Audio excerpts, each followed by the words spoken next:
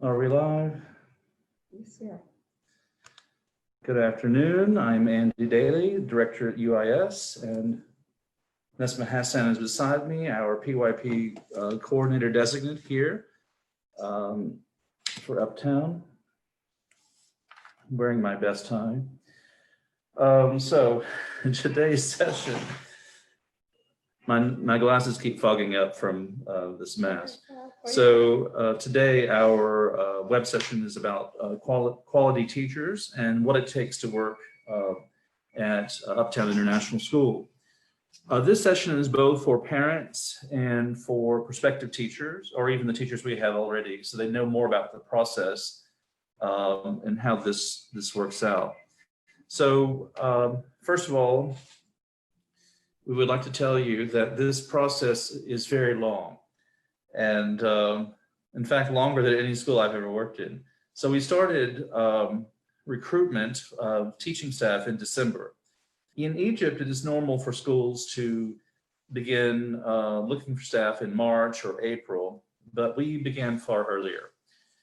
We needed to find out what was on the market, the qualifications of teachers, the quality, and also people who might be as early as December ready to make a commitment to a new school for the coming school year.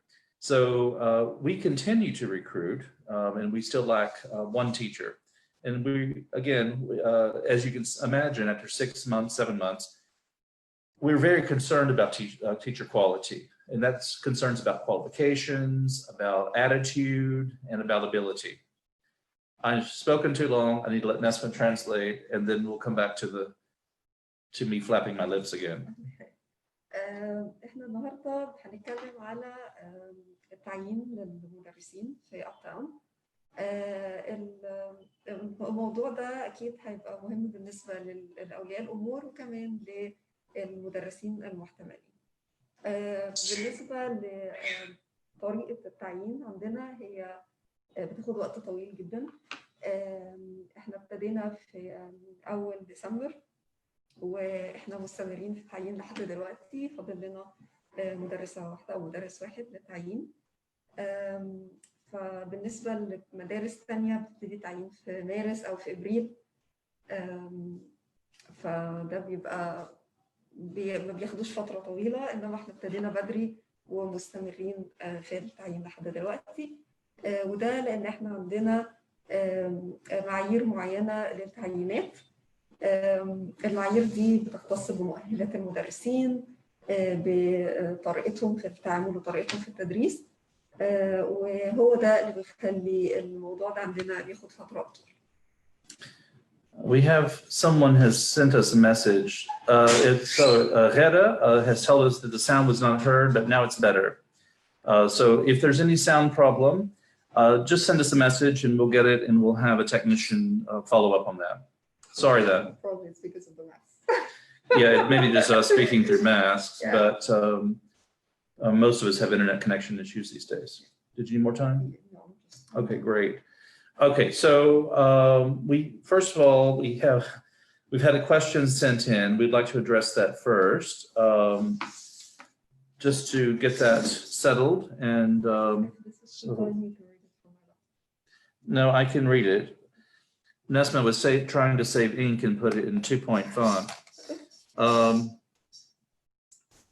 Miriam writes, thank you for your email. I would love to know how teachers could develop their skills for teaching higher grades. For example, if someone has been teaching for 7 years in lower primary and middle ages, so the middle school, what kind of skills do they need to acquire to teach upper primary students? What kind of academic courses could develop this?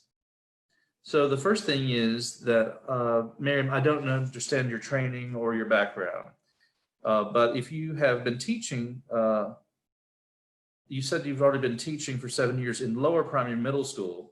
So if you have been teaching lower primary, you understand that how kids are developed and what their brains can do and their fine motor skills. If you've been teaching middle school, you know that they are psychologically very different and their needs are very different.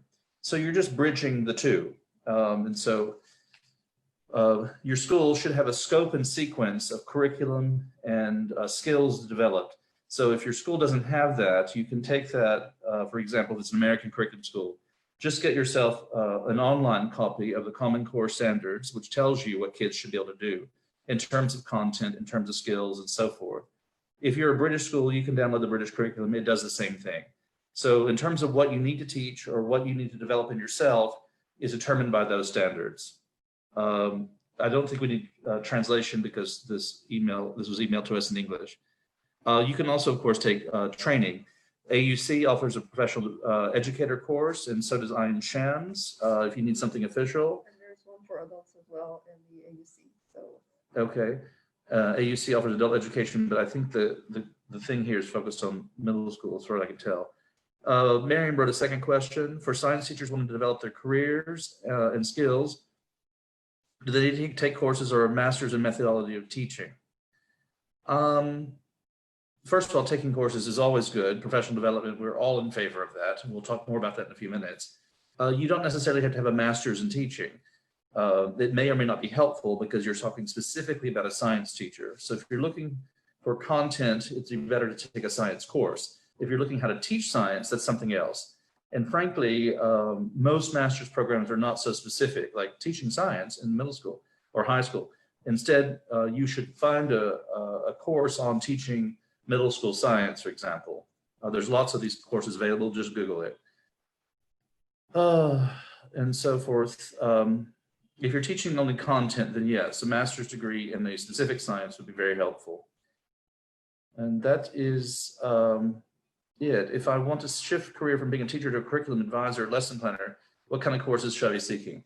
You probably need a master's degree in curriculum design, but that's the best thing. So thank you, Miriam, for that series of questions. I hope that was helpful. Thank you, Rauf, for confirming that you can hear us. We appreciate that, wherever you are. I would talk about Nesma will provide translation, and she'll also be holding some of this in English, but I'll tell you our process. The first thing you should know at Uptown International School, we are not concerned with people's nationality. We're only concerned with their abilities to carry out the IB PYP program. So parents who are obsessed with having an American teacher or a German teaching German or something, this is not our concern, and I don't really think it should be yours either. Many of the schools here in Egypt focus on having foreign staff, and that's just fine. That's what they want to do. That does not mean that foreigners are better teachers. There's just some sort of preference for people who speak native English, and I understand that concern. But we have many people here in Egypt, but also other countries around the world who speak in perfect English, as good as I'm speaking now, or better, hopefully. So I think, first of all, you should know we're not concerned about nationality. I'll say more about that in a second, but we'll give Nesma a moment to make this clear in Arabic. احنا بنتكلم على ايه هي الطريقه للتعيين او ايه هي المعايير اللي محطوطه عندنا للتعيين. اول حاجه عندنا هي ان احنا مش بنركز على الجنسيه، لان الجنسيه مش هي الاولويه عندنا. الاولويه عندنا هي القدره على تدريس نظام البكالوريا الدولي. احنا عارفين ان في مدارس كتير دايما بتركز ان هي تعين اجانب، وده اكيد احنا فاهمينه لان هم محتاجين حد يكون بيتكلم اللغه الانجليزيه بطريقه مظبوطه. بس احنا مؤمنين ان في ناس بتتكلم انجليزي بطريقه كويسه جدا وما بيكونوش اجانب او ما بيكونوش من نفس الجنسيه او بريطانيين او امريكيين. فالاولويه عندنا هي قدره على تدريس نظام الاي بي، وفي نفس الوقت القدره على التحدث باللغه الانجليزيه زي بالظبط الاجانب او المتحدثين الاصليين باللغه، بس مش مهم الجنسيه. Okay. There are some issues you should understand internationally as well. Right now, before even the coronavirus situation, there was a shortage of teachers, qualified teachers, for the international schools around the world. The reason for this is that there's a huge expansion of international curriculum education in China, and of course continuing in the Gulf region here in the Middle East. So we have a lot of schools are taking in so many teachers that other schools are having difficulty finding qualified staff. هي دلوقتي في الفترة الأخيرة في مشكلة في أعداد المدرسين وفي إن المدارس تقدر إنها تلاقي مدرسين مؤهلين وفقا للمعايير طبعا بتاعة وزارة التربية والتعليم ووفقا للمعايير العامة للتعيين، وده لأن في دول كتير منها الصين ابتدت إن هي تستقطب المدرسين دول، فعشان كده بقى في مشكلة في أعداد المدرسين. International education organizations estimate that within 5 years there will be a shortage of international qualified staff to the number of about 400,000 teachers. المؤسسات التعليمية بتقول إن في خلال 5 سنين هيبقى في مشكلة في أعداد المدرسين وإن الأعداد دي هتقل لحد ما توصل ل 400,000 بس. So that model is not sustainable. That means that if we are relying only on foreign staff, Americans, Canadians, British, whatever, we are simply not going to be able to fill those positions. وده معناه إن إحنا لو اعتمدنا بس على المدرسين الأجانب في خلال 5 سنين دول مش هنقدر إن إحنا نكمل تعيين المدرسين دول أو مش هنلاقي مدرسين يقدروا إن هم يبقوا موجودين في الأماكن. So our approach is not to really consider nationality. It is only to consider their ability to carry out the program. فإحنا الأولوية عندنا هو قدرتهم على تدريس البرنامج مش على إنهم أجانب أو على جنسية.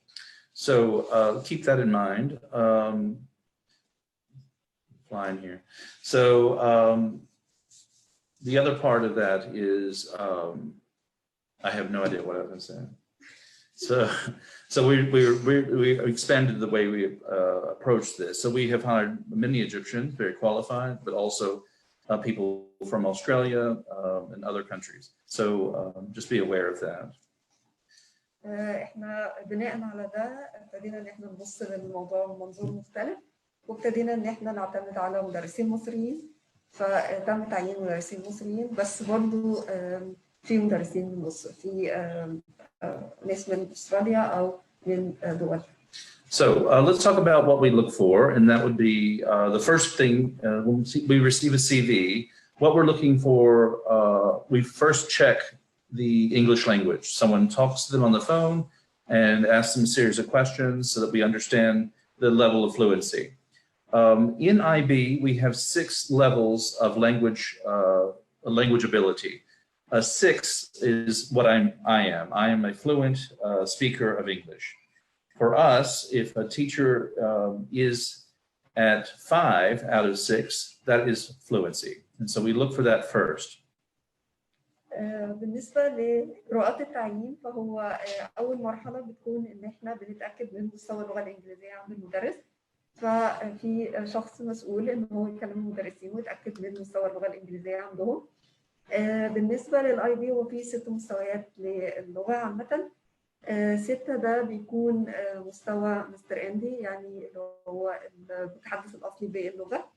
بالنسبة لنا لو مدرس بيتكلم الإنجليزي بطلاقة لحد مستوى 5 ده معناه إن هو قريب جدا من مستوى المتحدثين الأصليين وده بيكون مناسب جدا ليه. So the first thing is English. The second is, are they actually qualified?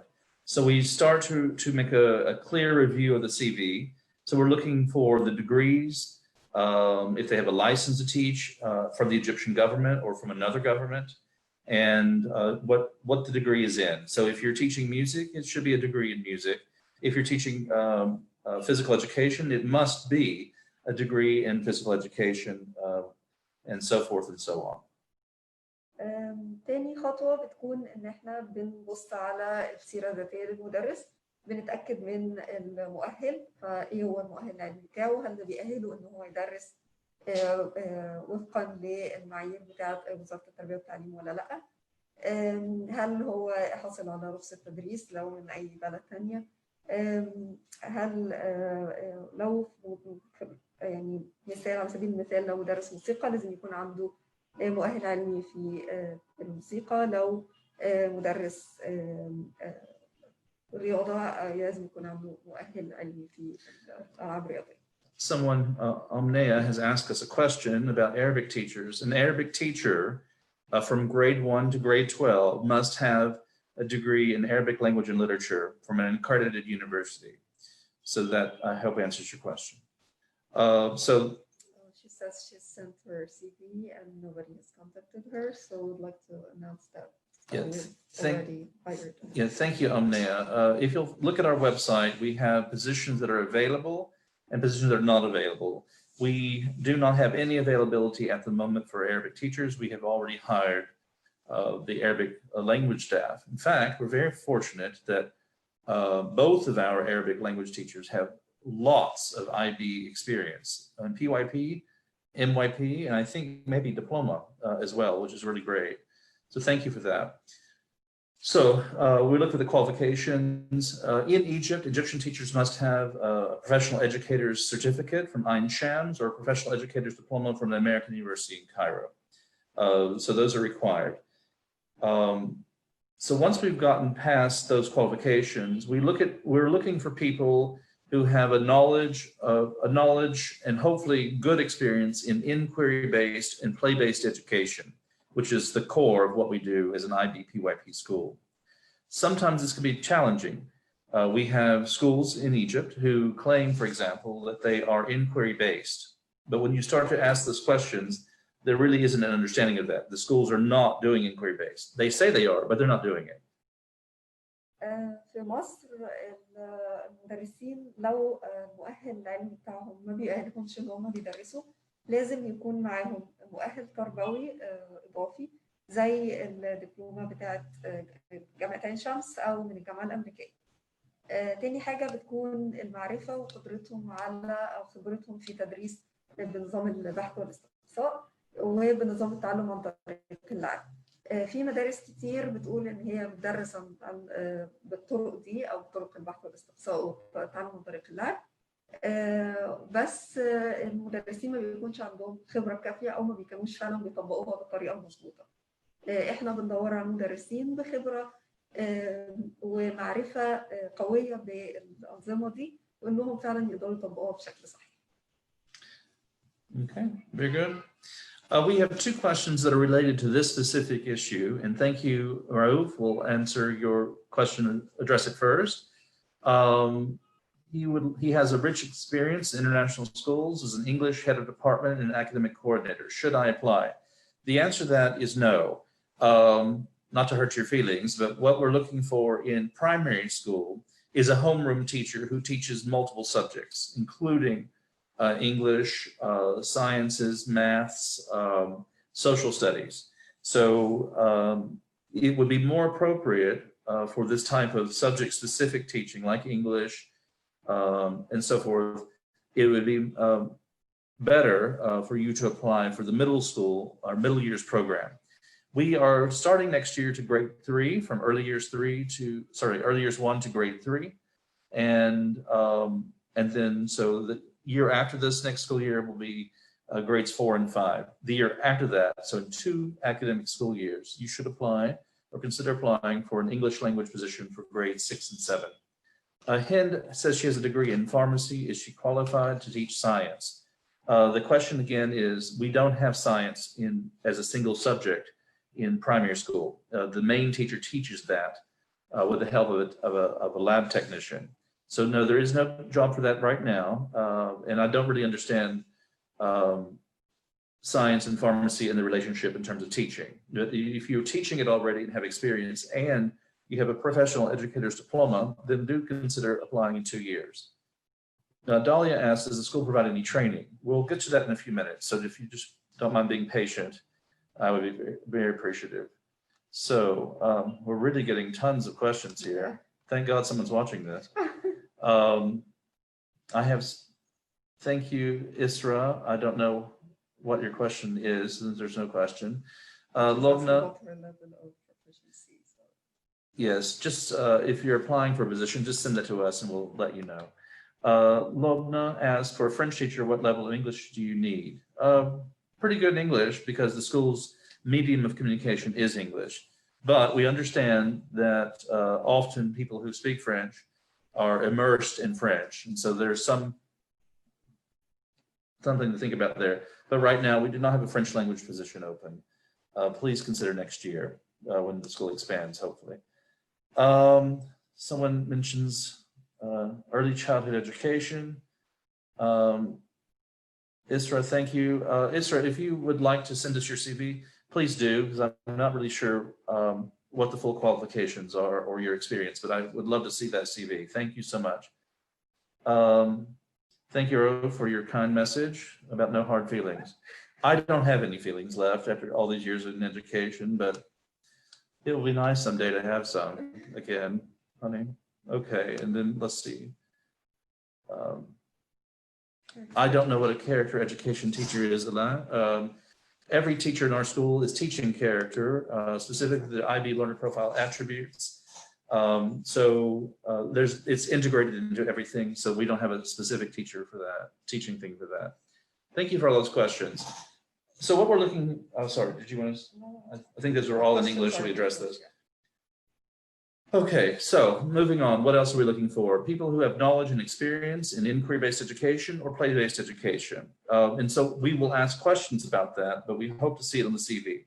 And if we don't see it, then we will definitely interrogate you about that, needing examples and so forth. If you're not sure what inquiry-based or play-based education is or are, you should look that up.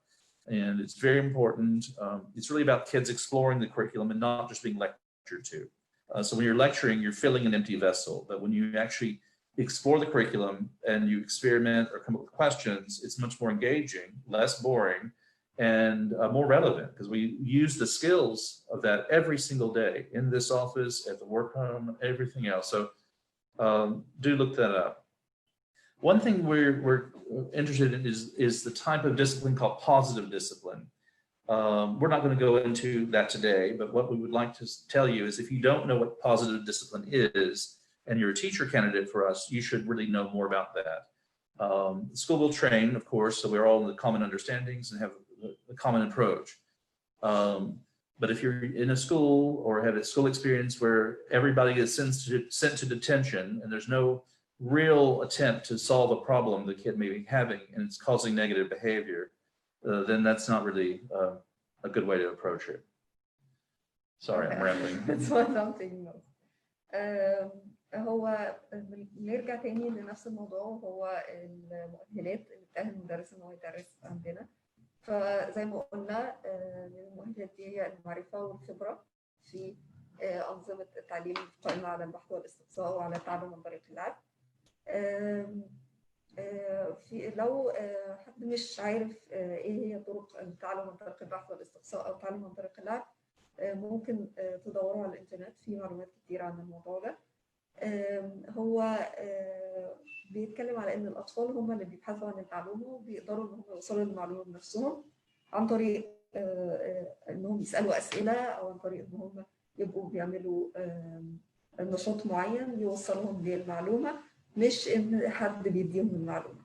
وده بيخليهم يستعملوا مهاراتهم في مرحله التعلم. في نقطه ثانيه وهي التربيه الايجابيه، ونظام التربيه الايجابيه هيكون معمم على المدرسه وكل المدرسين هيستخدموه. لو مهتمين ان انتوا تقدموا في المدرسه وعايزين تعرفوا ايه التربيه الايجابيه، اكيد احنا هندرب المدرسين، ولكن لو تحبوا تعرفوا برضه تقدروا ان انتوا تبحثوا عن الموضوع ده على الانترنت.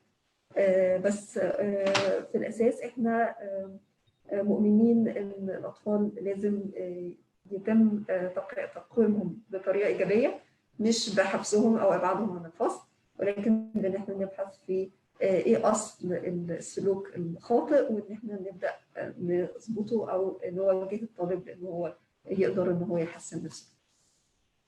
Very good, thank you. We've gotten several questions here about applying for jobs. All jobs that are available are listed at our website, uisegypt.com. You just need to click on the button called Careers, and it'll tell you what to do there. Okay? Thank you so much. So what we're looking for is not just inquiry-based and play-based experience and knowledge. We're looking not just for positive discipline with regards to student behavior. We're also looking at what kind of trainings and workshops have you been involved with up to this point. We don't want teachers who are not interested in improving their practice. So if you have been a teacher for 10 years and you've never done anything to improve your practice, that tells us a lot about your approaches to teaching and learning. So we look for workshops. It might be IB workshops. It might be of any type. It might be something you did online. It might be a special course to help you become more active online in terms of doing whatever. It could be that you have done something in your school, but you led a workshop on whatever, curriculum development or collaborative planning. So we would love to see all that. And if you have documentation to support that you did attend these things, that's a really good thing to send as part of your CV. We want people who are engaged because this is transformative education. It's transformative for the students, for the parents, and for the staff. في ثالث نقطة هي التدريبات أو تطوير الذات. فإحنا مهتمين جدا بتطوير المعلمين، بس برضو مهتمين بأن المعلمين اللي ينضموا لينا يكونوا مهتمين فعلا بتطوير نفسهم، مهتمين بأن هم يحضروا تدريبات زي ندوات لتطوير المعلمين علشان يطوروا من طرق التعليم بتاعتهم، سواء كانت عن طريق الإنترنت سواء كانت وجه لوجه، ويا ريت يكون عندهم إثبات لأنهم بيحضروا ده، لأن النظام البكالوريا الدولية ونظام المرحلة الابتدائية هو نظام لتغيير طريقة التفكير وطريقة التعليم بتاعنا. Thank you. We have two quick questions. Is there a need for a virtual training for staff this summer? No, Heather, I'm sorry to tell you that that's not needed at this time. And someone's asked about inquiry-based learning through remote learning. That isn't the topic of today's questions, but I invite you to call our hotline number and set up an appointment so we can talk to you directly about that. Thank you. So we've talked about qualifications, we talked about knowledge and experience of play-based and inquiry-based education, positive discipline, and we've talked about workshops and things we'd like to see, this constant professional development. But we're also looking for attitude. And this is what we just talked about somehow, but it's quickly related. You need to be someone who is able to collaborate with others. That doesn't mean one teacher's in charge and he or she decides what everyone's teaching this week and everyone just follows the lesson plan. That is not collaboration, that's dictation. Collaboration involves all teachers and leadership. So for example, if we're having, in grade 1, they are working on a unit called My Place in the World, and they're focusing on the village or the town or whatever, Cairo. Every single teacher builds that unit together. It doesn't matter if they're teaching physical education, French, Arabic, it's the main homeroom teacher, music, art, whatever. Everyone works together and they have equal ownership of this unit. If one person is dictating, that is not collaboration and that's not allowed in an IB school. نقطة تانية وهي التعاون والقدرة على العمل مع الآخرين. لأن في نظام البكالوريا الدولية المرحلة الابتدائية بالتحديد لازم كل المدرسين يشتغلوا مع بعض على وحدة البحث، وكل مدرس أو كل مادة ليها جزء في وحدة البحث. فمثلا لو هنتكلم على أين نحن في المكتبة زمان، كل مادة ليها جزء من المفهوم العام للوحدة هم مسؤولين عنه. ففكرة إن يبقى في ورق ومدرسين يمشوا عليه دي مش فكرة قائمة. الفكرة هي إن المدرسين بيبنوا وحدة البحث مع بعض. Good. We're also looking at people who are imaginative. The IB PYP is not textbook oriented. In fact, we don't have textbooks for any subject. What we have are tools galore, library resources, online resources, small classroom libraries. We have lots of games and manipulatives and things to use in the classroom. So if you are someone who relies on a textbook to tell you what to do, that is not a form of imagination. That's just rote learning, and we don't have a place for that in the school. نقطة تانية وهي القدرة على التخيل والإبداع. المدرس اللي بيقوم بتدريس مرحلة ابتدائية من البكالوريا الدولية لازم يكون عنده قدرة على التخيل والإبداع، لأن إحنا ما بنعتمدش على الكتب المدرسية، بنعتمد على استخدام مصادر تعلم مختلفة، على تصميم ألعاب، على تصميم أنشطة مختلفة. فلو المدرس بيعتمد في تدريسه على الكتب المدرسية ومستني الكتاب يقول له هيعمل إيه بالظبط، ده معناه إن هو غير قادر على تدريس نظام البكالوريا الدولية، وما عندوش القدرة الكافية على التخيل والإبداع وخلق أنشطة مختلفة للطلاب تخليهم يبقوا قادرين إن هم يفهموا الموضوع ده ويبقوا مستمتعين بعملية التعلم. So if you are a teacher who's relying, or even a parent who expects it, if you want lecturing, you want quizzes, you want tests, and you want textbooks, this is not the right place for you. It's completely antithetical to that. We believe in differentiation of instruction, so every kid gets what they need. And if you have a textbook or you're lecturing, that doesn't happen. فلو انت ولي امر او انت ولية امر او مدرس او مدرسه ومتخيلين ان التعليم هيقوم او هيكون معتمد بصوره اساسيه على الكتب المدرسيه، ده مش هيكون موجود. واعتمادنا مش هيكون على الكتب المدرسيه، مش هيكون على الامتحانات وكله ورق وقلم ومجرد اعتماد على المعرفه اللي الولاد طلعوا بيها، مش اي حاجه بتتضمن مهارات.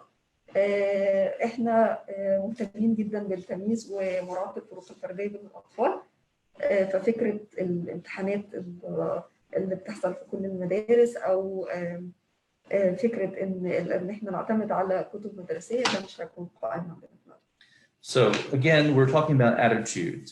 You need to be a collaborator, you need to be imaginative, and therefore a hard worker, but you need to be also reflective. That means that you think about what you did, what was successful, what did not work, what could you do to improve the teaching of this lesson in the future? Okay. احنا كل ده بنتكلم على السلوك، والمفروض سلوك المدرس يكون عامل ازاي.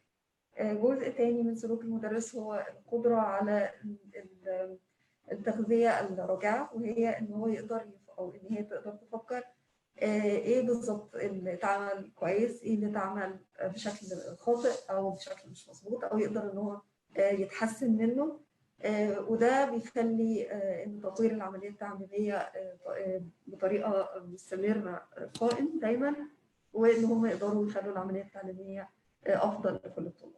A big element of assessment in the PYP is to have students reflect on their learning. So we model that behavior by reflecting on our own teaching and learning process. جزء من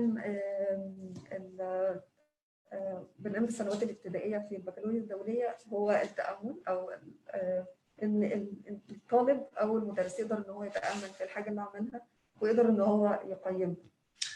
So this is what we look for, and the next part of this conversation is how we conduct the interview process. Before I get to that, I'd like to look at the questions and address those one by one, if I'm able. Lobna says she sent her CV 2 months ago. Do I need to send it again? I'm a French teacher. We have completed our hiring of French teachers, so there's no reason to send it now. You should look for future advertisements for that position for the 21-22 school year. I forget where I am half the time. Thank you, Lubna, for asking that question. Amira says, how can I send my CV? You can send your CV through the careers option at the UIS Egypt website. Yeah, we don't have any positions for Arabic at the moment, but you're very welcome to send your CV and it will go into a database. Thank you for that question. Mona Ahmed asks, the question I answered earlier, how will you implement the inquiry-based learning through remote learning? The answer is we have a plan for that, but today's thing is about qualified teachers. So please call the hotline number, make an appointment, and someone will speak to you about that with pleasure. Someone has sent their CV earlier, but I didn't have all the documents. Shall I send it again? as you mentioned on WhatsApp and the school's website, that someone should not send. Yes, we get bombarded by some people sending in the CV 36 times. I don't understand that behavior. If you want to send your CV in with updated documents, feel free, just once though. Thank you. Do you apply social and emotional learning as well? The answer to that is 100% yes. The IB PYP has all kinds of elements within it that deal with the social and emotional and psychological well-being of children. We, as trained IB educators, are very aware that that's actually more important than anything else. Inquiry-based and play-based education allows students to develop their social, emotional, and psychological well-being. There are sometimes issues beyond our control that may be affecting students. So we have a professional, qualified counselor on staff to work with students who have issues that need to be dealt with, because we need them to feel kind and comfortable and that we're caring people, which is also true. It's also a learner profile attribute. I hope I answered that question. If I did not, please send me another question. So it's a great question. I am a fan of your new thinking in education. It is not my thinking, and it's not really new. It's a bit new to Egypt, maybe. The IB has been around for 50 years or more, developing and teaching in this process. The good news is some national systems are starting to understand that's important as well. That's the British curriculum, Canadian curriculum, an American curriculum are starting to have elements of that. This method will actually create intellectually and socially developed people. That is 100% the goal. So thank you for that, Lubna. Really appreciate it. We've got 7,000 questions over here, so just give me a minute. Thank you. Hera asks, nutrition for kids at school, can that be discussed or has it been covered? It has not been discussed. This today is talking about the qualifications of teachers. If you would like to call our number, hotline, someone will answer that question for you. And but yes, we have a food policy that talks about what can and cannot be eaten and why. But more importantly, we talk about nutrition as part of our curriculum units. And specifically, a lot of that will come out through the physical education teachers. I probably need a course on nutrition myself. Do you have a subject related to positive psychology, self-awareness, or just psychology, or even if it's not at the PYP level? I think I've just addressed that. We talk about social, emotional, and psychological development and well-being in all children. It's part of the curriculum. It's just integrated that way. Is there a specific IB workshop that is mandatory for acceptance? The answer to that is yes. Either you have done it and you bring that certificate with you, or you are trained by official IB trainers at the school, and either type is important. That's called IB PYP, making the PYP happen. That's the one that we have to have as part of our authorization process. But we're going to talk, I guess we can talk about it now, that the IB requires a huge number of workshops and constant training. So in order to be an authorized IB school, every single staff member, from me to Nesma to everyone, receives certain workshops. I have to take one at the end of this month called Leading the Learning. The head of primary, who's coming in July, will also take the same workshop. Nesma has to have a workshop on PYP coordination, and all teaching staff have to have one called Making the PYP Happen. The head of primary, me and Nesma, have all had that workshop, but we'll have to take it again, and then because there's been some updates to PYP. All teaching staff will take it, and if they've already had that, they will receive another workshop. For example, maybe PYP assessment or something of that nature. So yes, we register our workshops just like anybody else through the ibo.org website. There's lots of them, and as the school grows, we'll all be attending more and more of those. In addition, the school provides its own workshops. Nesma has applied to be an official IB workshop trainer, and our head of primary is an official IB workshop trainer, and several members of our board are IB workshop trainers as well. So we get a lot of, we see the value in professional development and we implement it. I hope that answers your question, if not more than that. Okay, let me see if there's any questions on Facebook. Rodwa asked, only teaching vacancies available. I don't know what that question means, but I'm going to guess, are there any teaching positions available? Yes, we're looking now for a single homeroom teacher, and the job description for that is listed on our website. So thank you for that question. No more questions, so we get back on the agenda.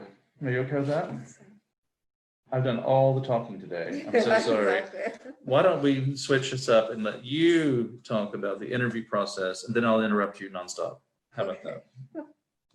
Sorry, people, I just can't stop talking. After reviewing the CV, reviewing the qualifications and experiences of teachers, we start the interviewing process. We have the teacher come in for the interview. We have a list of questions that are the same for all teachers. So I can give some examples of these questions. So they include questions about the classroom setup, the teaching practices, integration of subjects if it's evident in their school. We ask questions about how they promote literacy and use of the library, if they have one. I can go on. Do you want? Yeah, okay. I love the questions. The questions are open-ended. So the idea is that we ask, so tell us about your classroom setup. So it really allows the teacher candidate to tell us what they do. And from what they do, we have a better understanding of how they approach teaching and learning. We might ask them to give an example of a center in a classroom, for example. We may give them, have a question about approaches to discipline and what does their school do and what do they believe in? So the questions are open-ended and allows the teacher to talk nonstop like I have today. And from that, we take notes, so we have a big idea of what their knowledge and practices are. Okay? That's right. Through the questions, we have a thorough understanding of what the teacher's practices are, their mindset about teaching and learning. So whether it's traditional or it's close or similar to the IB way. And then after that, we just review all the notes that we've taken and decide whether the interviewee would come for a second interview. The second interview is more PYP specific. So it's a task, mainly creating a lesson plan according to the PYP elements. And as we mentioned before, and I'm going to go over this again, the PYP elements include, of course, the knowledge, the conceptual understandings, the agency, and of course, the approaches that Mr. Andy mentioned before, which are inquiry-based learning and play-based learning. And of course, it includes assessments, how they assess students, how they keep records and collect data about students' assessments and students' learning.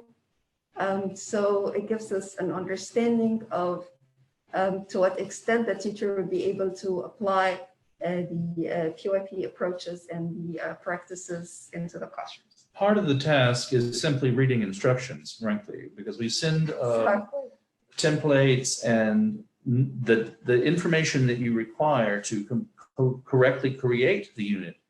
And many people are not able to follow instructions or apply basic understandings of IB or anything of this nature. So the task itself is somehow a hurdle to jump over. And if you are not able to follow instructions or to ask questions, then you're really not a strong candidate for a teaching position in our school. Exactly.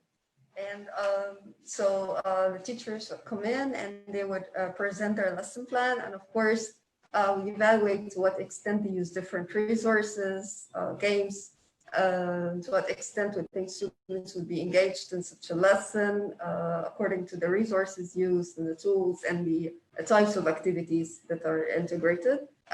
We also take a look at what the number of subjects integrated within the lesson. And this applies for oral teachers, whether homeroom or subject teachers, like even in PSPE, the PSPE teacher should follow, of course, the main purpose or conceptual understanding of central idea of the unit and integrate different subjects within the lesson plan. Yeah, go ahead. So this gives like a general idea of how what the teacher's practices are and whether they are able to use different practices in various activities in the classroom and use different resources and not use a textbook, of course, to guide the learning process inside the class. I have to tell you, this task was developed by Nesma, and it's really tremendous. It's been the difference between, as we say in Tennessee, the difference between night and day when it comes to interviewing candidates, because a real life scenario that you have to run through to, and we really enjoy that. In fact, some of the people who were reticent about joining an Ivy school because they didn't think they would do it well have done really well on the unit planner. Others have been really great in the first interview, but unable to manage the task in the second interview. So it's really, it's important process. I will say that in some cases, we'll have multiple candidates that are very close together. So in some cases, we will have a third interview or a second task to perform in order to get clarity and was this one time they did really well, or is it consistent, and so forth. So again, this approaches back to the attitudes we talked about earlier, about the ability to collaborate, about the ability to be innovative and creative, and also the ability to be reflective. So if you didn't, so reflection is actually part of the process too. So at the end of this second section where you've really gone through the lesson plan, you presented it and you explained it, then you have to reflect on what you learned as a teacher, what you would change and make differently based on the conversation you just had with the interview team and so on. And again, it tests their ability to reflect and to really understand what needs to be improved. If you really don't know oh, I did nothing wrong, then bye-bye, we're not interested in that. I'm serious, I don't have time for that. People who go through the interview process, and if they're successful, we make them an offer. But this is a very important part, I think. We don't make an offer that is, we make an offer because we're interested. We really want you to know we want you. But beyond that, we actually have to have, before a contract is issued, the official documentation that your degrees, your transcripts, any kind of professional educator diplomas or certificates, any kind of licensing you might have as a foreigner, confirmation that you have the experience you said you've had in other schools, and then a criminal background check.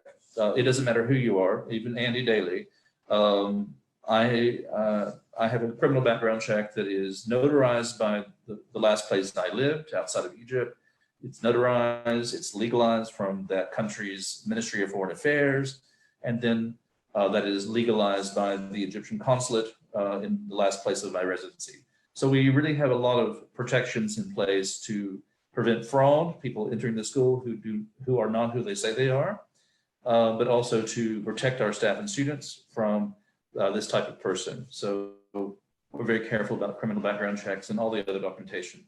Everyone has to have 2 or 3 references on paper, and then they're confirmed by a phone call or a Zoom meeting to confirm, yes, I did send this. Yes, I'm this person. Yes, I'm living in whatever place. So we also follow up references, not just trusting that the signature is the person who made it, but we need to talk to them and see their faces at the same time. Again, fraud and child protection issues. So about 10 minutes left, so we'll see if there are any further questions. It's been a busy day for questions. So we have Rodwa, only teaching vacancies available, and she's asking if there's a chance to join the school staff. Hi, Rodwa, thank you for your question. Just go to uisegypt.com and go to the careers button there, click on that, and you'll see any vacancies that might be available, a job description, and an email where you should send your documents. You can also apply to us through an Egyptian local service called WASAF, and we're listed there as well. We are listed on 3 international sites as well. One is the International Educator, which is an international school newspaper, and there's an online option there. If you are a teacher and you're looking for a job outside of Egypt or possibly within it, I recommend TIE Online, tieonline.com, or either .com or .edu, just Google it. It's a great site. Another one is called ibschooljobs.com. We have positions listed there. And we also list another site called Leopardfish, which is strangely named, but very popular in some parts of the world. So I hope that, our recruitment is done on our internet and social media and through WASAF and through 3 other international agencies. The question we have now is how many students in each class? In the primary school, our target is about 18 students. Legally, we can have up to 24. It could be that in some classes we go to 20 or 21, but the aim right now is 18. Okay, that's a great question. Thank you for asking it. So in terms of what we're looking for in teachers, I think we've covered that very, very thoroughly. This is very similar, of course, to what we look for in school leadership and so forth. So we had very good attendance today, and I really appreciate that.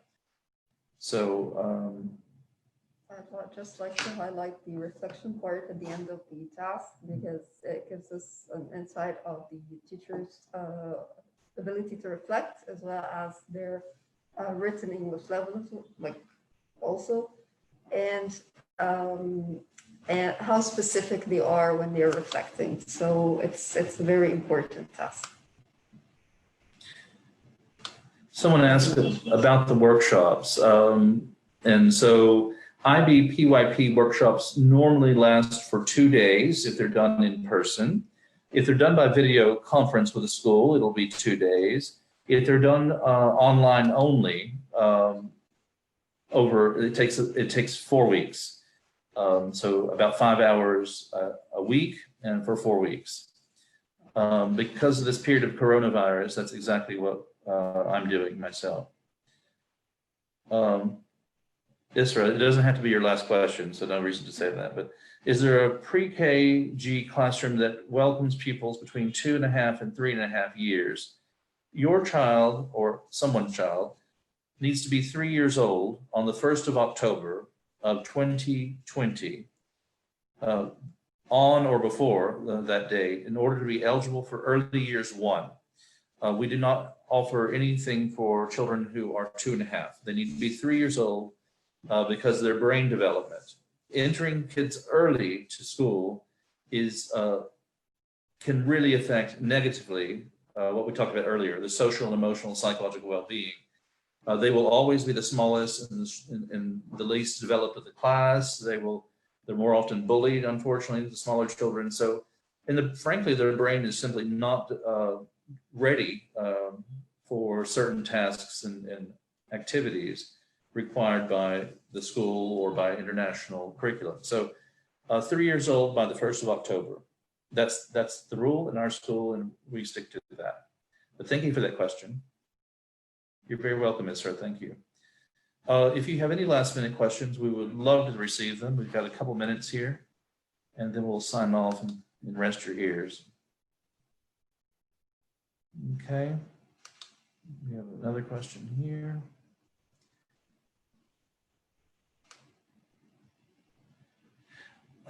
Someone's asked about repeating information on workshops. Dahlia, I'm going to do it again. I think I just did it, but we have workshops that we give as a school, and it's for teachers, and that's once a week or every time we have a meeting of any kind, we have professional development. That might be discussions on summative assessments, informative assessment, positive discipline, something about inquiry-based education, something about research that's going on. That's done in school, but the IB requires certain workshops for IB teachers. Those are for the PYP, making the PYP happen. Our teachers, we pay for the training, and so it's something you need to bring with you or have done. That way, the training is done with the whole staff at the same time, so they can reflect and work together on mutual understanding. It's almost like collaboration. In fact, the workshop will require them to collaborate together. If you happen to have your IB making the PYP happen workshop previously, that's just fine. We accept that certificate, but we have to have the certificate. If we don't, then it's like you didn't do the training. Now, the IB provides other types of official workshops also. One on leadership, which I take, one on coordination, which Nesma takes. We also have them for assessment, teaching and learning, approaches to teaching and learning. They'll have one on integrating math into IB, PYP. So they'll have lots of workshops. I think like 18 different options for us there. Our teachers receive at least one official IB workshop per year as part of their contract. We really work hard to develop our staff to make sure they're sharp and committed and really meeting the needs of the students. So I hope that answered your question. Let's see if there's another one popped up below. Hind asks, is there a specific online course or workshops that you recommend to prepare for the middle stage later? Hind, I have taught middle school myself, God, forever, but you'll need to be more specific because in middle school you have specific subjects. And if you're just looking for like IB workshops regarding middle years program, then you should go to the ibo.org website and look those up. They're on assessment, they're on leading the MYP, launching the MYP. There's another one on interdisciplinary unit teaching in the MYP. If you're looking for just middle school generally, then you're probably looking for something I don't know what to tell you. If it's subject specific, you probably need a master's degree or something in that. If you're looking for teaching, then there are 7 million workshop providers. So just search online. One of them that I like because it's PYP oriented is called Four Generations for Education. You can find their page on Facebook, enroll in that or accept it or like it, whatever, and you'll start getting some. And a lot of their workshops are for free. So I encourage you to think about that. I hope that helped you and answered your question. I think that covers everything. Did I answer that well? Yeah. Non-stop talking as usual? Okay. So I don't see any final questions. We really appreciate you attending today's session and look forward to our next workshop, which will be maybe in 9 or 10 days. Have a great day and thank you.